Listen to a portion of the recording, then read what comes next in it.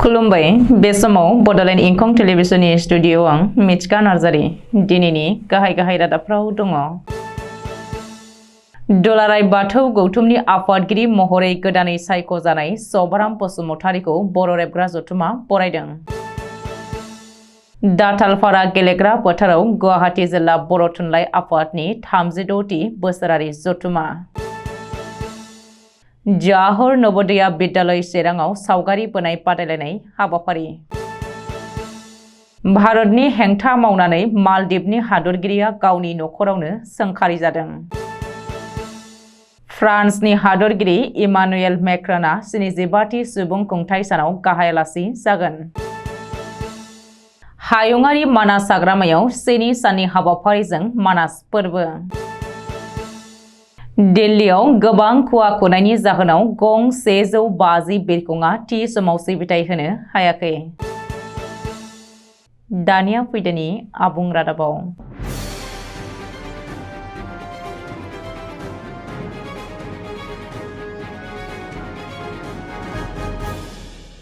सनितपुर जिल्लानि थेलामारायाव थांनाय 18, 19 आरो 20 जानुवारि 2024 खालि दुलाराय बाथौ गौथुमनि 13थि बोसोरसालिया जथुमायाव आफादगिरि महरै गोदानै सायख'जानाय सभाराम बसुमतारीखौ बर' रेबग्रा जथुमा मान बावनायजों लोगोसे बरायदों। बुधबारखालि आफादगिरि राजेन बसुमतारीनि दैदेननायाव गाहाय नेहाथारि आनन्दराम औवारी, लेङाइ आफादगिरि शारदा प्रसाद मोसाहारि आरो नेहाथारि सदानन्द दैमारि मोनहा गवालपारा जिल्लानि पुख्रिपारा गामियाव सभाराम बसुमतारीनि न'आव थांनानै गांसे आर'नाइजों मान बावनानै बरायदों। मख'नो गोनांदि दुलाराय बाथौ गौथुमनि गोदानै आफादगिरि महरै सायख'जानाय सभाराम बसुमतारीया गावनि थिखानाय समाव मावनो गोनां हाबाफोरखौ गोसो मोदोमै मावलांगोन होननानै फोरमायदों।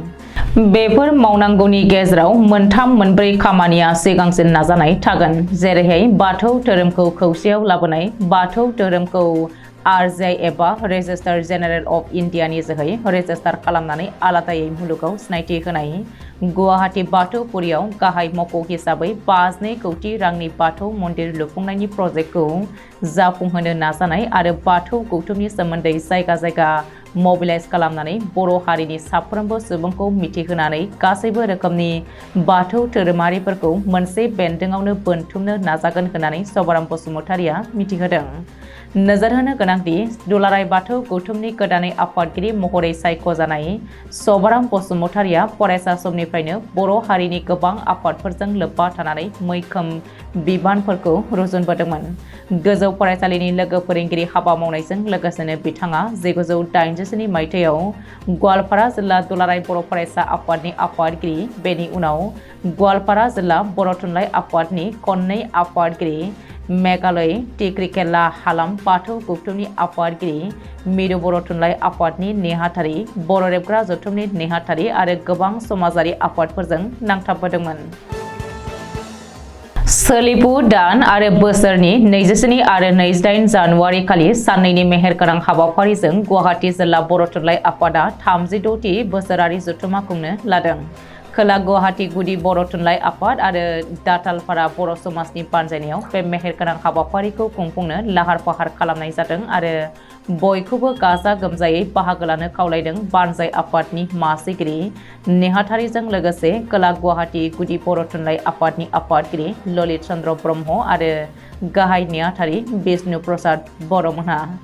मख'नो गोनांदि बे जथुमानि गेवलां मेलाव गाहाय आलासि महरै आसामनि सोलोंथाइ मन्त्रि डक्टर रनज पेगुआ बाहागो लागोन आरो लोगोसेनो बुंथिगिरि आलासि महरै बर' थुनलाइ आफादनि बारग' गाहाय नेहाथारि कमलाकान्त मुसाहारिया बाहागो लागोन होननानै बानजाय आफादा मिथिहोदों।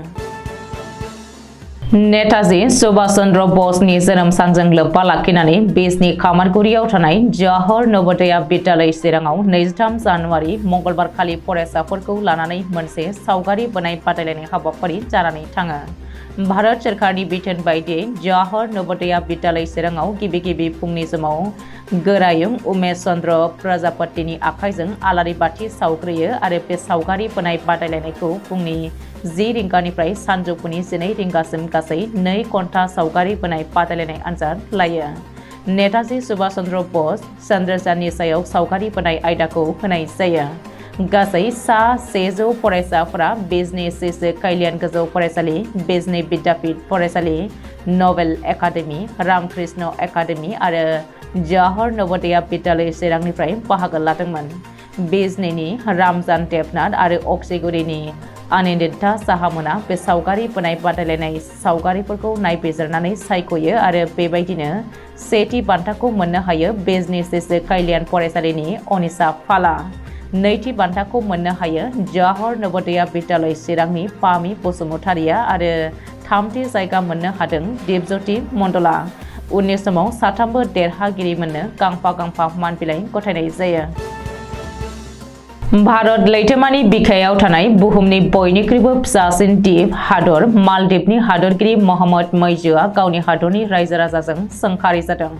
मानो होनोब्ला आथिखालाव 2023 मायथाइयाव मालदीवनि हादरगिरि सायख'जानायनि उनाव मोहम्मद मैजोआ भारतनि हेंथायै गसंनानै चाइनाजों आखाइ हमनो नाजादों आरो भारतनि मुवा बेसादखौ नेवसिनानै चाइनानिफ्राय जाहाजनि जोहै मुवा बेसाद लाबोनो हमदों। बेनिखायनो चाइनानि आखाइ हमनायखौ मालदीवनि रायजो राजाया सुखुवाखै आरो हादरगिरि मोहम्मद मैजोखौ सोंखारिदों। मानो होनोब्ला बेनि सिगाङाव भारतखौ नेवसिनानै नसुं हादर श्रीलंकायाबो चाइनानि आखाइ हमदोंमोन। नाथाय 2022 मायथाइयाव आंखालनि मोगा-मोगि जानाङो आरो श्रीलंकानि खुंथाय गोहोआव थानाय हादरगिरि गाहाय मन्थ्रि गासैखौबो होखारदोंमोन। 22 जानुवारि 2024 आव भारतनि 75थि सुबुं खुंथाय सान फालिनायाव फ्रान्सनि हादरगिरि इमानुएल मेक्रनआ गाहाय आलासि महरै बाहागो लागोन।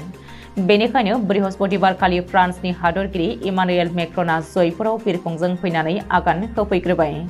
गाहाय मन्थ्रि नरेन्द्र मदिया गलाफी नोगोर जयपुराव हादरगिरि इमानुएल मेक्रनखौ बरायहैनानै मोननै हादरनि गेजेराव सोमोन्दोखौ गोख्रों खालामनो नाजादों आरो इयुनाव रैखाथि बिथिङाव मोन्नैबो हादरनि गेजेराव सुस्रांनाय लाबोनानै लोगोआरि बिथिङाव गोख्रोंसिन खालामनो सावरायलायो।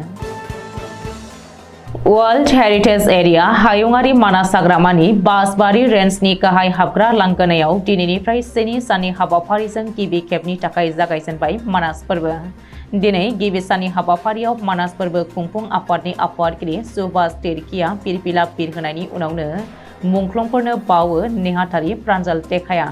बेनि उनावनो मानास फोरबोनि गाहाय हाबग्रा लांगोना बेखेवजेनो बिटिआरनि दावबायथाय बिफाननि मावफुं सोद्रोमा धर्मनारायण दासआ। बेराफारसेथिं बिटिआर टुरिज्म थावनि बेखेवो बिटिआर दावबायथाय बिफाननि CHD जयन्त शर्माया। माहारियारि कला बेखेवो भारतनि दावबायथाय बिफाननि एसिस्टेन्ट डाइरेक्टर BB मुखार्जीआ। लोगोसे मानास फोरबोजों लोब्बा लाखिनानै दिनै मोनसे हारिमु हान्जा सुनायबो जादों। दिनै हाबाफारि बायदियै मानास फोरबोआ जागायजेनो। बे फोरबोनि गेजेरजों गुबुन गुबुन हारि माहारिनि कृष्टि हारिमु, जानाय लोंनाय बायदि दिन्थिफुंनाय जागोन। बर', आदिबासि, कच, राजबंशी, गरखा गासै माहारिनि गोदोनिफ्रायनो सोलिबोनाय थोरिनि न'बो दिन्थिफुंनाय जादों मानास फोरबोआव।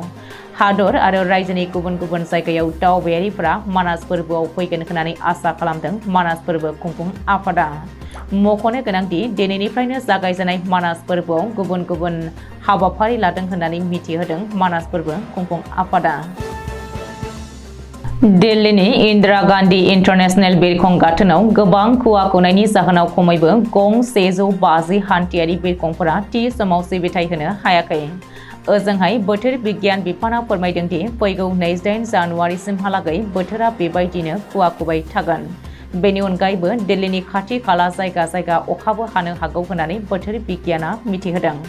मख'नो गोनांदि हादरनि राजथावनि दिल्लीयाव 75थि सुबुंखान्थि सानखौ शुक्रबारखालि खुंनो लागासिनो दङ।